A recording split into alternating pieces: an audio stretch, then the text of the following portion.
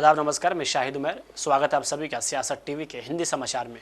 आइए देखते हैं सबसे पहले हेडलाइंस। गुजरात के साबरकांठा में बवाल, छावनी बना गांव, 100 गाड़ियों में तोड़फोड़ और 8 लोग घायल। शिवसेना यूबीटी नेता का केंद्र सरकार पर तंज, कहा भारत सरकार और बीसीसीआई अफगानिस्तान से सीखें। कांग्रेस का पीएम मोदी पर तंज, कहा ऑपरेशन सिंदूर रूस से तेल खरीद के ट्रंप के दावों पर बन जाते हैं मौनी बाबा। पवन खेरा का अमित शाह पर तंज, आप सिर्फ प्रचार करने के लायक, गृह मंत्री पद पर बैठने के नहीं। ट्रंप ने फिर फोड़ा टैरिफ बम, लगा दिया 25% टैक्स, अब किस सेक्टर पर पड़ी मार। अब समाचार विस्तार से। गुजरात के साबरकांठा जिले के प्रांतीय क्षेत्र में माजरा गांव में दो गुटों के बीच हिंसक झड़प हो गई। विवाद गांव के एक मंदिर को लेकर शुरू हुआ, जो देखते ही देखते तनाव और हिंसा में बदल गया। दोनों पक्षों के बीच पथराव और तोड़फोड़ की घटनाएं हुई, जिसमें करीब 7 से 8 लोग घायल बताए जा रहे हैं। इस घटना में घायल लोगों के अस्पताल में भर्ती कराया गया है, जहाँ उनका इलाज जारी है। झड़प के दौरान गुस्साए लोगों ने लगभग 100 वाहनों को नुकसान पहुंचाया, जिसमें 26 कारें, 6 टेम्पो, 3 ट्रैक्टर और 50 से ज़्यादा बाइकें शामिल है। यही नहीं, 10 से ज़्यादा घरों में तोड़फोड़ भी की गई है और कई वाहनों में आग भी लगा दी गई है। घटना की जानकारी मिलते ही पुलिस मौके पर पहुंची। के प्रांतीय पुलिस स्टेशन के मजरा गांव में गत रोज रात को करीबन 10:30 बजे दो गुटों के बीच पथराव, आगजनी का इंसिडेंट रजिस्टर्ड हुआ है। उसमें करीबन 110 से 120 लोगों के अगेंस्ट एफआईआर रजिस्टर्ड हुई है। इस इंसिडेंट में 20 से ज़्यादा 2 व्हीलर, 10 से ज़्यादा 4 व्हीलर और कुछ घरों के ग्लासेस वगैरह को नुकसान हुआ है। ये इंसिडेंट के तहत अब तक करीबन 20 लोगों को राउंड अप किया गया है और उनकी तफ्तीश भी चालू है।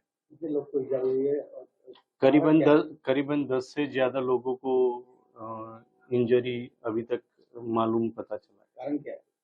ये इंसिडेंट होने की वजह जो पुरानी उनकी रंजिश थी, ये अभी तक हाल तक इन्वेस्टिगेशन में पाई गई है। शिवसेना यूबीटी की नेता प्रियंका चतुर्वेदी ने सरकार और भारतीय क्रिकेट कंट्रोल बोर्ड को अफगानिस्तान से सीखने की सलाह दी है।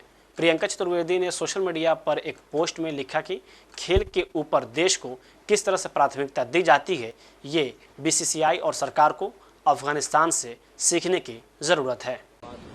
देखिए, 3 दुर्भाग्यपूर्ण मौतें हुई हैं, जिसमें से उनके 3 क्रिकेटर भी शहीद हुए हैं। दिखाता है फिर से पाकिस्तान किस तरीके से आतंकिस्तान का गढ़ बना हुआ है और किस तरीके से अपनी नापाक हरकतें करने से बाज नहीं आ रहा है। पर मुझे खुशी इस बात की हुई कि जो अफगानिस्तान क्रिकेट बोर्ड है, उन्होंने एक ट्राई सीरीज खेलना था पाकिस्तान में, उन्होंने उसको कॉल ऑफ कर दिया है। मैं उम्मीद करती हूँ कि बीसीसीआई जो स्पोर्ट्समैन स्पिरिट की वादा करती है, कि क्या हवाला देती है, जो हमारी केंद्र सरकार है जो कहती है हमारे पास और कोई चारा नहीं है पर एशिया क्रिकेट कप खेलना होगा, जबकि पूरे देश की जनता आपसे ये उम्मीद लगाई बैठी थी कि हम पाकिस्तान से कोई मैच नहीं करेंगे, जहां अपने देश को ऊपर रखेंगे और क्रिकेट को पीछे करेंगे। वो जो अफगानिस्तान ने सबक सिखाया है, वो हमारा देश सीखता, बीसीसीआई सीखता और खास करके केंद्र सरकार सीखती। मेरा मानना यही है कि जब हमारे देश में इतना आतंक मचाते हैं तो उनके साथ हमें खेलने की क्या जरूरत है। अफगानिस्तान ने ये कर दिखाया है। ऐसे ही श्रीलंकन क्रिकेट टीम पे अटैक हुआ था 2009 में। मैं उम्मीद करती हूँ उस ट्राई सीरीज का तीसरा हिस्सा श्रीलंका है। श्रीलंका टीम भी विड्रॉ करेगी और बीसीसीआई कुछ उससे सबक सीखेगा। अमेरिकी राष्ट्रपति डोनाल्ड ट्रंप की ओर से हालिया समय में भारत के संबंध में किए गए दावों को लेकर कांग्रेस ने आज प्रधानमंत्री मोदी पर तंज कसा है। पार्टी की तरफ से कहा गया है कि हर बार जब अमेरिकी राष्ट्रपति डोनाल्ड ट्रंप यह दावा करते हैं कि उन्होंने ऑपरेशन सिंदूर रोक दिया या भारत रूस से तेल आयात घटा देगा, तब प्रधानमंत्री अचानक मौनी बाबा बन जाते हैं। देखिए, 52 बारी राष्ट्रपति ट्रंप ने कहा है कि ऑपरेशन सिंदूर उन्होंने ही रुकवाया है और ट्रेड और टैरिफ के हथियार को इस्तेमाल करके उन्होंने हस्तक्षेप किया और ऑपरेशन सिंदूर को रुकवाया। 52 बारी उन्होंने ये कहा है पिछले 4-5 महीनों में। प्रधानमंत्री मौनी बाबा के रूप धारण करके बैठे हुए हैं उसके बारे में।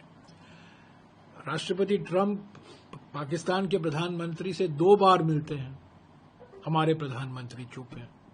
राष्ट्रपति ट्रंप पाकिस्तान के सेना प्रमुख फील्ड मार्शल आसिफ मुनीर को 2 बार मिलते हैं, एक तो उनको 2 घंटे की भोजन खिलाते हैं, हमारे प्रधानमंत्री चुप हैं। अब पिछले 4 दिनों में 2 बार राष्ट्रपति ट्रंप ने कहा है कि भारत रूस से तेल नहीं खरीदेगा, जो खरीद रहा था पिछले 18 महीनों में वो नहीं खरीदेगा, वो कम करेगा और उसको खत्म भी कर देगा। हमारे प्रधानमंत्री चुप हैं, मौनी बाबा बनकर बैठे हुए हैं, दुनिया भर की बातें करते हैं, सब दुनिया भर की बातें प्रवचन करते रहते हैं, ज्ञान देते रहते हैं, पर जब राष्ट्रपति ट्रंप ऑपरेशन सिंदूर के बारे में कुछ कहते हैं, हमारे प्रधानमंत्री चुप्पी नहीं तोड़ते। जब राष्ट्रपति ट्रंप कहते हैं 2 बार 3 दिन में कि भारत रूस से तेल नहीं खरीदेगा, हमारे प्रधानमंत्री चुप हैं।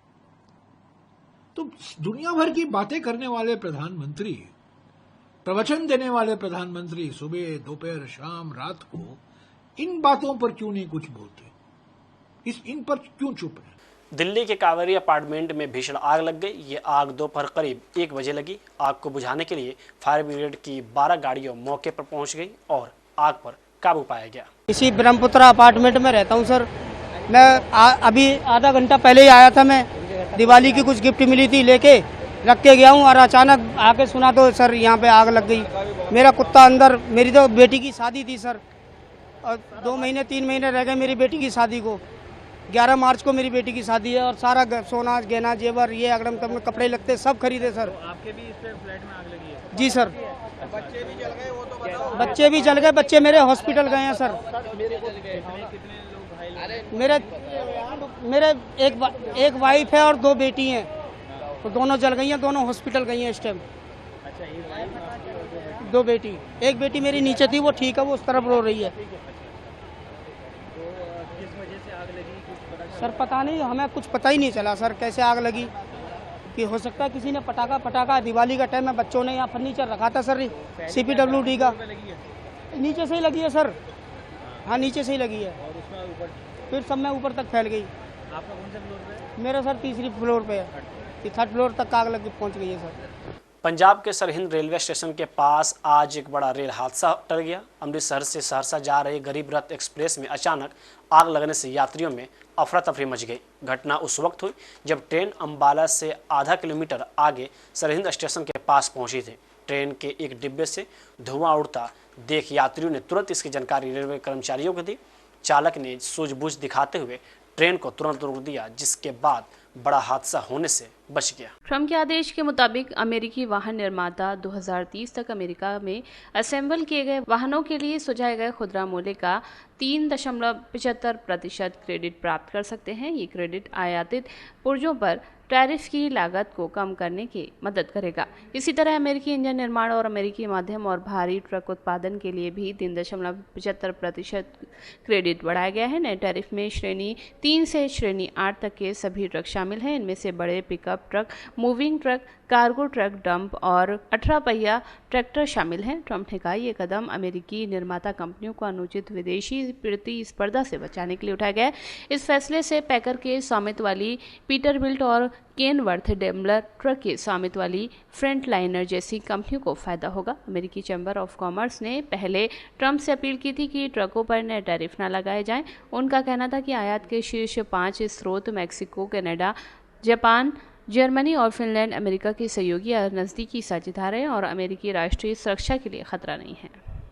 कांग्रेस पर्यवेक्षक भूपेश बघेल ने बिहार विधानसभा चुनाव 2025 पर कहा कि भाजपा नफरत की राजनीति करती है, जिसके अलावा इन्हें कुछ और नहीं आता। न देश उनसे चल रहा है, न राज्य चल रहा है, केवल नफरत फैलाकर वोट ले रहे हैं। इसके अलावा उन्हें कुछ नहीं आता। देखिए, आज हम लोग ओढ़ा जा रहे हैं पूनम पासवान जी के नामांकन में और उसके बाद गया जाएंगे और मेरे साथ बिल्कुल तेज तर्रार नेता कन्हैया कुमार जी भी साथ में हैं। भारतीय जनता पार्टी नफरती राजनीति करती है, उसके अलावा उनको कुछ आता भी नहीं है। न देश उनसे चल रहा है, न राज्य उनसे चल रहा है। केवल नफरत फैला के वोट कबाड़ने का काम करते हैं। इसके अलावा उनको आता क्या है? किसी की यदि कोई गैस मिल रहा है तो अपने घर से दे रहे हैं, जिसकी वो बात करते हैं। देश के नागरिक का हक है लेने का, लेकिन क्या है कि भारतीय जनता पार्टी वोट लेने के लिए तो मुसलमानों को गाली देते हैं, लेकिन उसके नेता मुसलमानों को दामाद बना कर रखे। जितने बड़े नेता देखो सबके दामाद मुसलमान, बड़े बड़े नेताओं के गिन लीजिए। अभी बढ़िया ईद मिलन किए थे, सब बुलाए थे भारतीय जनता पार्टी के लोगों को। तो ये स्थिति इनकी है, ये गाली देते हैं वोट लेने के लिए और बेटी देते हैं दामाद बनाने के लिए।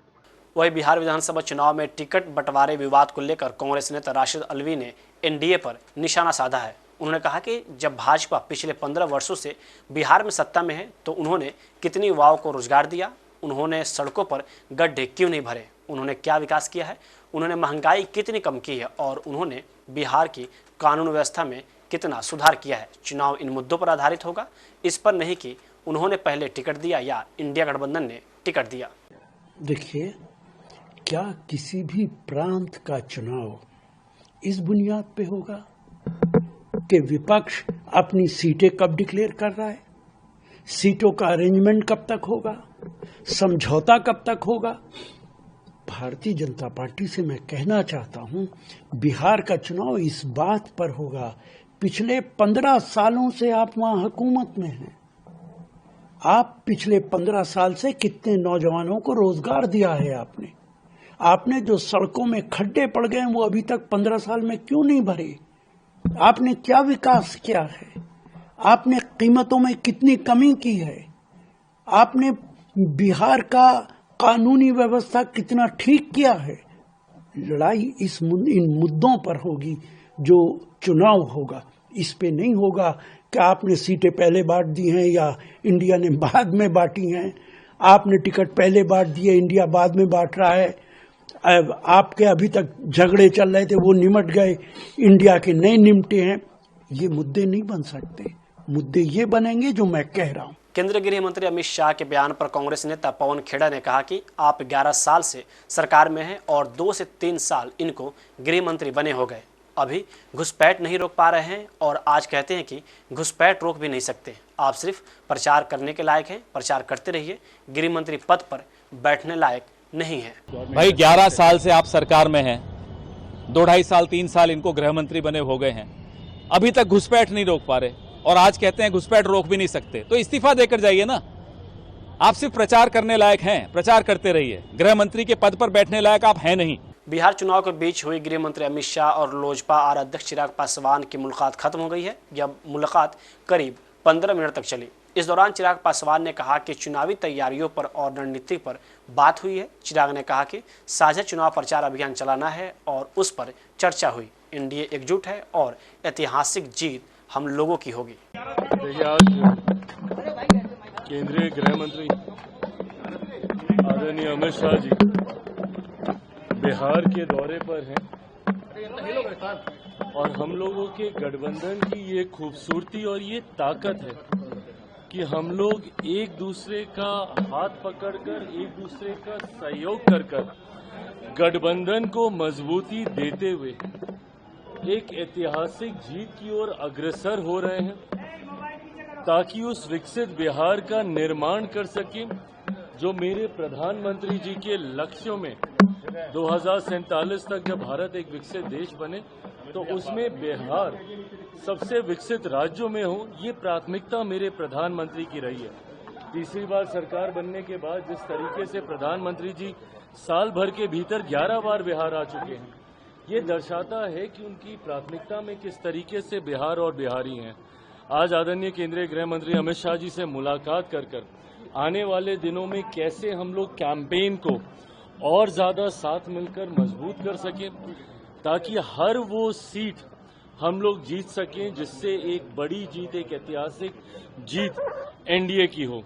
और ये होना भी है जिस तरीके से महागठबंधन में सिर्फ उटव्वल चल रहा है, एक दूसरे के घटक दल के प्रत्याशी अपने ही प्रत्याशी के सामने उन्होंने नॉमिनेशन किया है, तो एक तरफ एक कंफ्यूजन वाला गठबंधन है, दूसरी तरफ एक ऐसा गठबंधन है एनडीए वाला जिसमें इतनी सहजता से सब होने के बावजूद भी हर रोज हम लोग यही प्रयास करते हैं कि किस तरीके से इस गठबंधन के स्वरूप को और मजबूत और खूबसूरत किया जाए। इसी उद्देश्य के साथ आज गृह मंत्री जी के साथ ये मुलाकात। आरजेडी नेता मृत्युंजय तिवारी ने कहा कि केंद्रीय गृह मंत्री अमित शाह को चुनाव आने पर ही बिहार याद आता है। जनता ने सबसे बड़े दल के रूप में आरजेडी को चुना। ये लोग 20 वर्षों से शासन में हैं, लेकिन अपनी उपलब्धि बता ही नहीं पा रहे हैं। इन्हें बताना चाहिए कि अभी तक क्यों विशेष राज्य का दर्जा नहीं मिला, अभी तक क्यों विशेष पैकेज नहीं मिला। अब बिहार करेगा नौकरी की भरमार वाली तेजस्वी सरकार को स्वीकार। देखिए, केंद्रीय गृह मंत्री आदरणीय अमित शाह जी जब चुनाव आता है तभी बिहार याद करते हैं और बिहार आते हैं। अब जिसे वो जंगल राज बता रहे हैं, सबसे बड़े दल के रूप में जनता ने आरजेडी को चुना, तो जितने लोगों ने वोट किया आरजेडी के विधायकों को, आरजेडी को, वो सबको गाली दे रहे हैं, जंगली बता रहे हैं। ये महाराक्षस राज चलाने वाले जंगल राज पर क्या प्रवचन देंगे। मच्छर भी काट रहा है तो इनको याद आता है, लेकिन 20 वर्षों से इन शासन में हैं, अपनी उपलब्धि बता ही नहीं पा रहे हैं। बताइए न क्यों विशेष राज्य का दर्जा नहीं मिला, बताइए न क्यों विशेष पैकेज नहीं मिला, बताइए क्यों नहीं पटना यूनिवर्सिटी को सेंट्रल यूनिवर्सिटी का दर्जा दिया, बताइए कि अपराधियों भ्रष्टाचारियों बोलबाला क्यों है, बताइए कि हर बांध टूटता है भ्रष्टाचार की गंगोत्री में डूबता है तो चूहा पर दोष क्यों दिया जाता है, थाने में शराब गायब हो जाता है तो चूहे पर दोष क्यों दिया जाता है, अस्पतालों से मरीज का आंख लेकर गायब हो जाता है आंख तो चूहे पर दोष क्यों। यहाँ विकास चूहा का हुआ है। ये सरकार में कई चूहे हैं जो बांध कुतर रहे, आंख लेकर भाग रहे, शराब पी रहे। अब ये सब जनता नहीं सुनेगी। अब बिहार है तैयार, अब जुमलेबाजी की बौछार, भ्रष्टाचार अपराधियों की बहार वाली सरकार नहीं करेगा बिहार स्वीकार। अब बिहार करेगी नौकरी की भरमार वाली तेजस्वी सरकार को स्वीकार। वही अमेरिकी राष्ट्रपति डोनाल्ड ट्रंप ने शुक्रवार को आदेश दिए कि 1 नवंबर से आयातित मध्यम और भारी ट्रकों और उनके पार्ट्स पर 25% नया टैरिफ लगाया जाएगा। इसके साथ ही आयातित बसों पर 10% टैरिफ लागू होगा। अधिकारियों के अनुसार ये टैरिफ राष्ट्रीय सुरक्षा के आधार पर लगाए जा रहे हैं और इसका उद्देश्य अधिक ऑटो उत्पाद को अमेरिका में ट्रांसफर करना है। हालांकि यह मैक्सिको के लिए बड़ा झटका हो सकता है, क्योंकि यह अमेरिका को मध्यम से और भारी ट्रकों पर सबसे बड़ा निर्यातक देश है। ट्रंप के आदेश के मुताबिक अमेरिकी वाहन निर्माता 2030 तक अमेरिका में असेंबल किए गए वाहनों के लिए सुझाए गए खुदरा मूल्य का 3.75% क्रेडिट प्राप्त कर सकते हैं। ये क्रेडिट आयातित पुर्जों पर टैरिफ की लागत को कम करने की मदद करेगा। इसी तरह अमेरिकी इंजन निर्माण और अमेरिकी मध्यम और भारी ट्रक उत्पादन के लिए भी 3.75% क्रेडिट बढ़ाया गया है। नए टैरिफ में श्रेणी 3 से श्रेणी 8 तक के सभी ट्रक शामिल हैं। इनमें से बड़े पिकअप ट्रक,